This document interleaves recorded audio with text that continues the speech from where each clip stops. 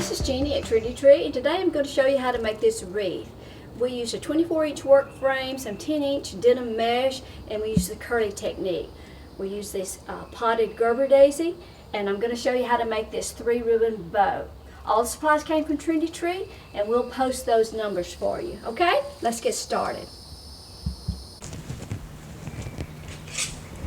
We're going to use the curl technique, and we're going to start out with this 10-inch mesh. It's 10 inches in width and 10 yards in length. This is a combination mesh. It has a base of a poly and then a jute thread, and we're going to cut strips 10 inches in length.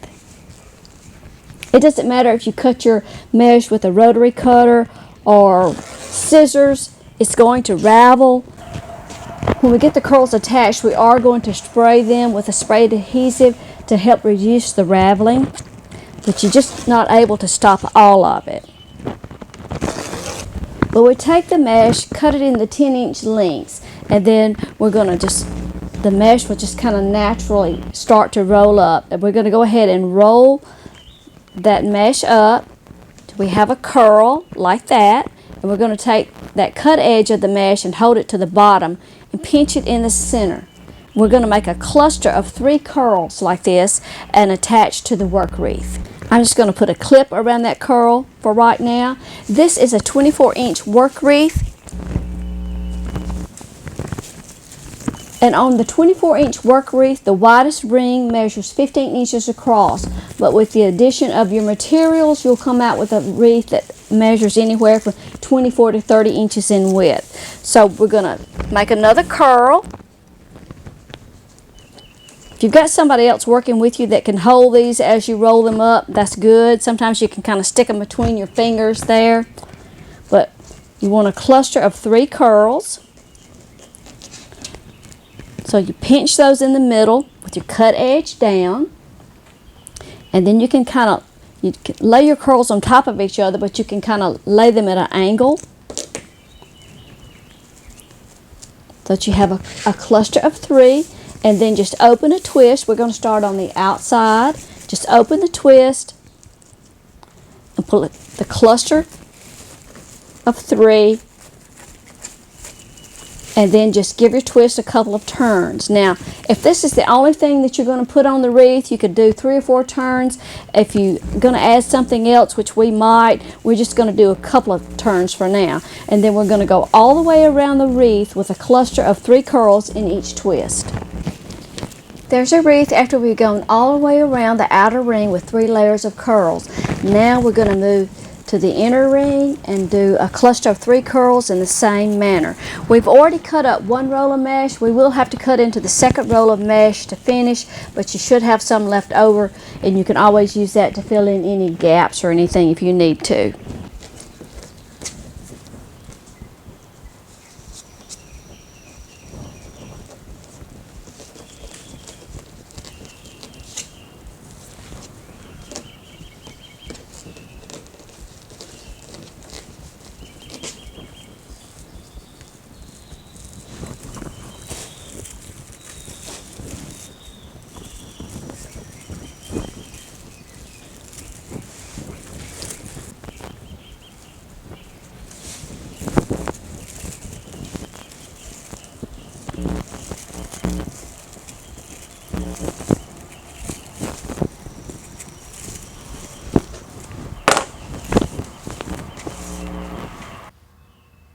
There's our wreath after we finished our curls. Now our next step is to take this Elmer's Craft Bond spray adhesive, and we're going to spray the curls to help reduce the raveling.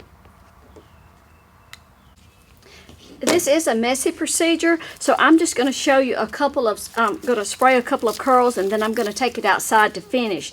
But you want to spray, just spray those curls, try to get to those cut edges if you can, and as you spray them, and you may have to do this more than once, kind of lift them out and kind of separate them. You don't want them to stick together, so just sort of separate them. They'll get tacky, and just separate them and try to spray every cut edge if you can. It will help reduce the raveling. You may have to kind of re-roll a curl as you handle it also. but just kind of lift those out so they don't stick together. Okay, I'm going to take it outside and finish. All right, now after you've sprayed your wreath, you will want to go back and kind of separate those curls to keep them from sticking together. Of course, you'll pull off some strings in this process. And also, you might want to test this product or another product on some scrap mesh in your area before you try it, because I would hate for you to try it and based on the humidity and heat in your area that you wind up with a sticky mess. This does take a few minutes to dry, and after we've kind of separated everything, we're just going to set it aside and let it dry good, and then we'll come back to embellish it. We'll clip those strings after it's dry. Right now I'm just separating those curls out, re-rolling any curls that you need to. The next thing we're going to do is add this potted Gerber daisy to the wreath, and it's in a little clay pot.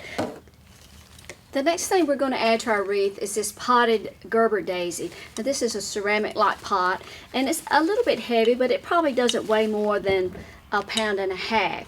I'm going to find a place on the wreath to attach the pot, and I'm going to attach it to where there's one of these posts.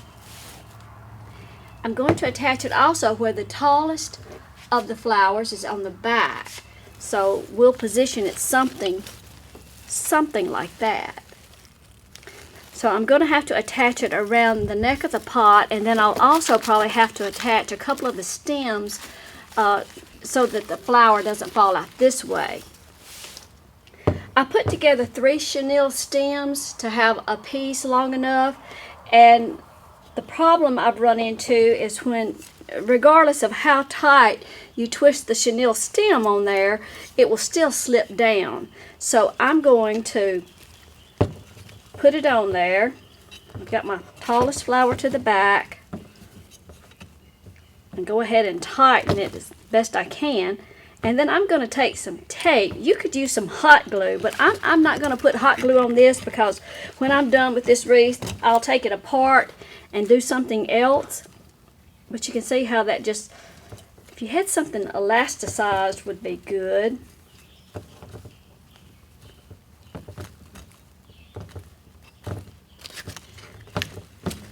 Like I say, I'm not going to put hot glue on mine, because I'll take this apart and do something else with it. So I'm just going to take some tape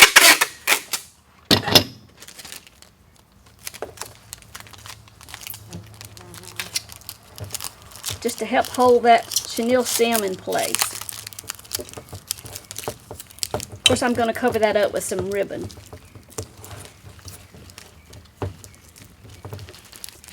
But just till there we go. I think that will help. I'm going to use some red ribbon, some yellow, and some green, lime green with red ladybugs. So I think I'll take some of the yellow. You could do either way, any way that you want to. But it's a 2.5 inch ribbon. And just lay that red on top and just put that around the pot. Now I am going to use a little hot glue to make my red ribbon stay in the center of that yellow. So I'll just put a little hot glue on that and glue those 2 pieces together before I wrap it around the pot. I'm going to tie the ribbon on to the pot with this red ribbon. So I've cut a piece a little longer than the yellow. And I'm going to fit the glue it like that, and then I'm going to just tie it around the pot in a knot.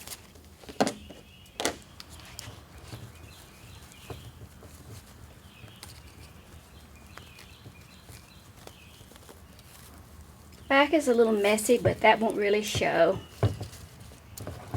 Okay.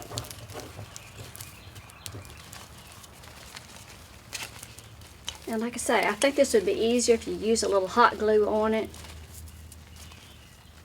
Okay, so now we're ready to secure that to the back of the work wreath. So I'm just going to position the pot, and I'm going to flip the wreath over. I'm going to secure this post area.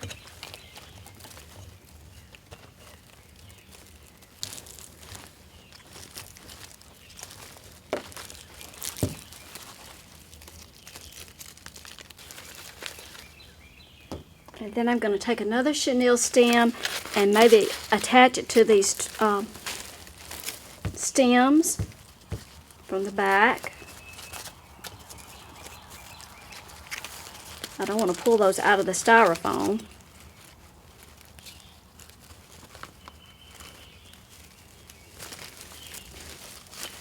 And attach that to the work wreath frame too. And then I'll hang it on the wall or hang it on the door and see how it's going to hang. If I might have to adjust it in a couple of more places. But essentially, that's pretty secure. Just hang your wreath on the door or the wall or an easel or something where you can work with it, and just position the pot to where it's not falling forward. You may have to use you may have to attach the stems in more than one place to get the pot to sit upright. Now the next thing we're going to do is make a bow to offset the pot. I'm going to make the bow out of 3 different ribbons. The green is a 2.5 inch, the yellow is a 2.5 inch, and the red is a 1.5 inch.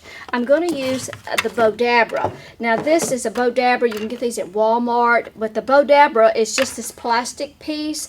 My husband made this board and just drilled some holes through the plastic and attached it to the board so I would have some measurements.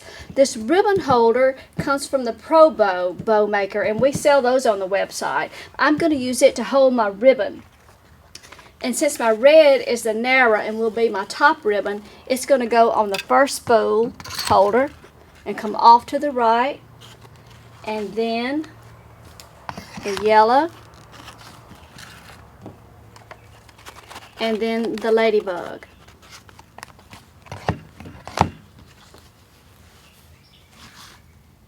So I'm going to decide first on the length of my tails, and I want about, I don't know, about a 14-inch tail. So I'm going to roll that off twice, and I'm going to cut that. I'm just going to cut it straight right now.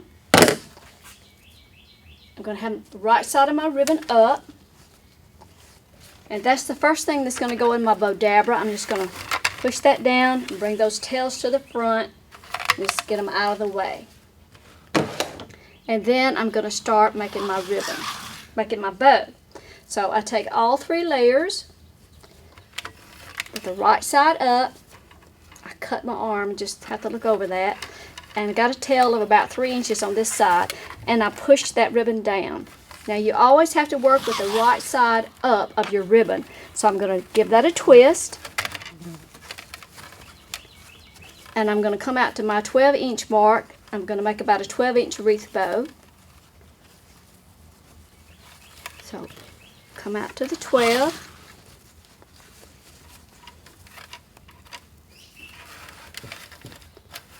Okay. Go back down to the Gebera again, and now I have to twist my ribbon again so that my loop on the left side will also be right side up. Okay, so now I've got a loop on each side. So I'm going to go another time. Same width.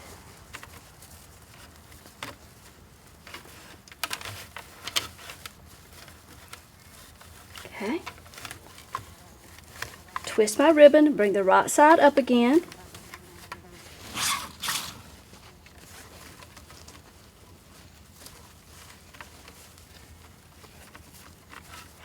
Whoops, pull my loop a little bit.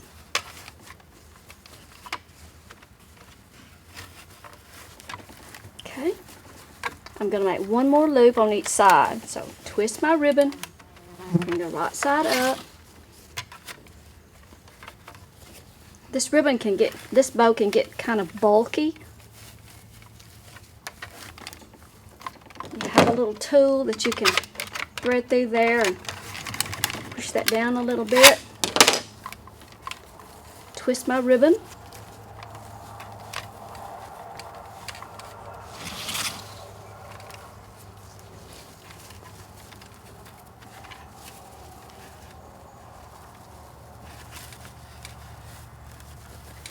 Okay, now I have 3 loops on each side. So I have all the loops that I need, but I need a loop in the center. So I need to twist that ribbon one more time and make a loop for the center. And it's just going to be a small loop.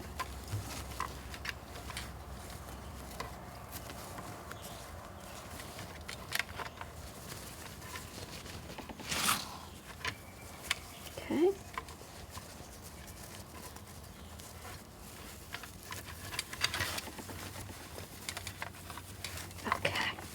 Now I can end off my ribbon. So I'm going to leave a tail of a couple of inches, and I can make this shorter when I'm done.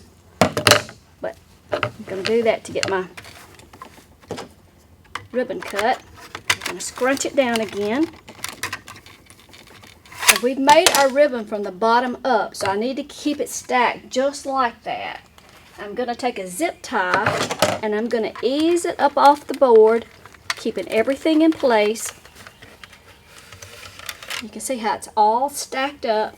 Slide that board out of the way. I'm going to take a zip tie and go right down on the side of that last loop. Keep everything stacked. Bring that zip tie around to the back, to the bottom. Keep it stacked. And secure the zip tie. Now before I tighten the zip tie all the way down,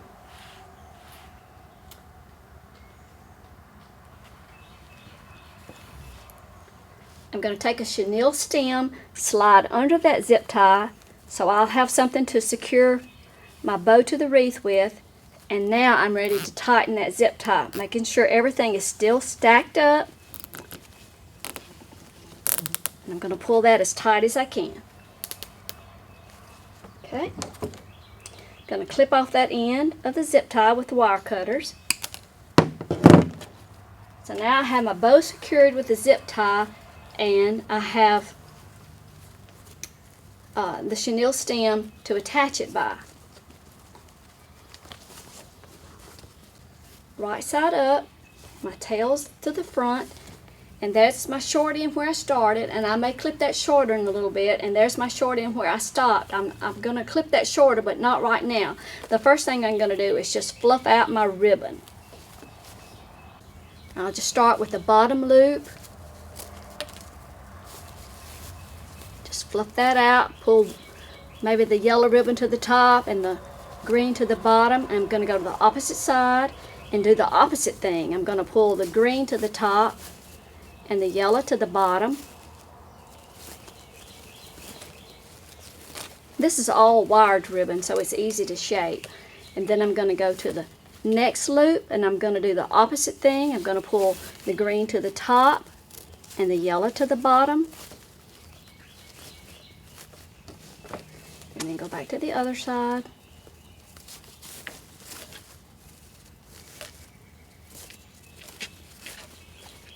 And then onto my last loop.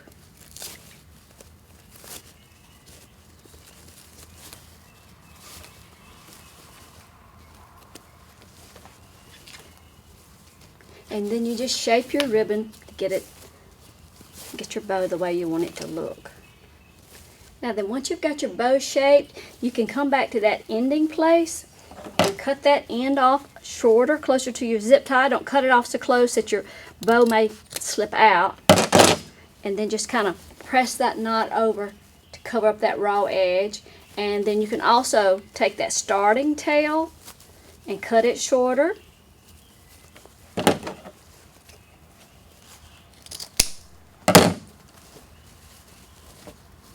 And of course, you can always fluff it more after you get it on your wreath. And then we're going to go ahead and take these ends and chevron those, and I'm just going to fold all 3 pieces together at the same time. Cut across that folded edge. And you got your ends chevroned. You can cut them different lengths if you want to. It doesn't really matter.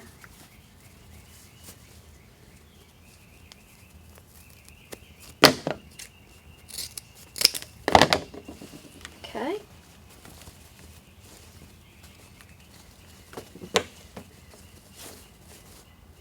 There's your wreath bow.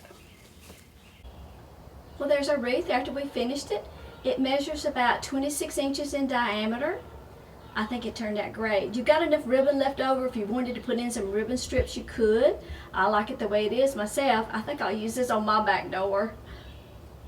We'll give you a list of all the supplies, and we hope you'll subscribe to our channel. There's a little icon at the bottom right of your screen. So subscribe so you won't miss our next tutorials coming out, and share our link with your friends. We appreciate it so much if you do that. Find us on Facebook and follow us on Pinterest. We have thousands of wreaths posted on our Pinterest pages that our customers have created, and they're just simply gorgeous.